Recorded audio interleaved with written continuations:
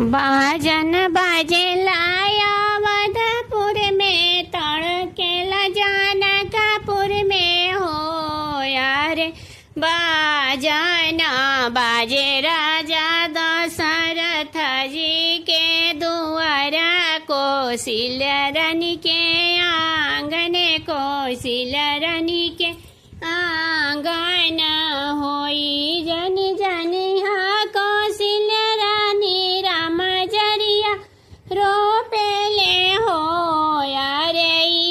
जरिया रोपेली जानक जी के दियावा सारा बेगुनवे आगर सारा बे गुनवे आगर हो बाजन बाजेला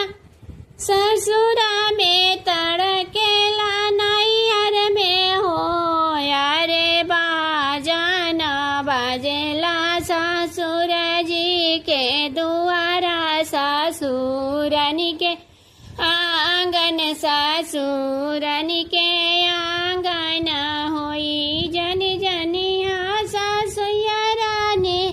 तोहर बेटा जरिया रोपेले हो यारे जरिया रोपेली कवना पप के धियावा सारा बेगुनवे आगर सारा बेगुनवे आगर हो बोलिया तये बहुआ बोले लो बोला ही ना जाने लो हो ये बहुआ सोने के सूरया हमरो ले लो मानिक उगे ले लो हो मोर पिछवरवा बढ़ैया भैया डेगे चाली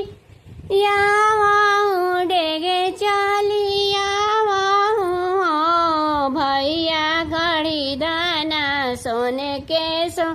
रैया सासू के लीलावाई भी मानिक उगिलवा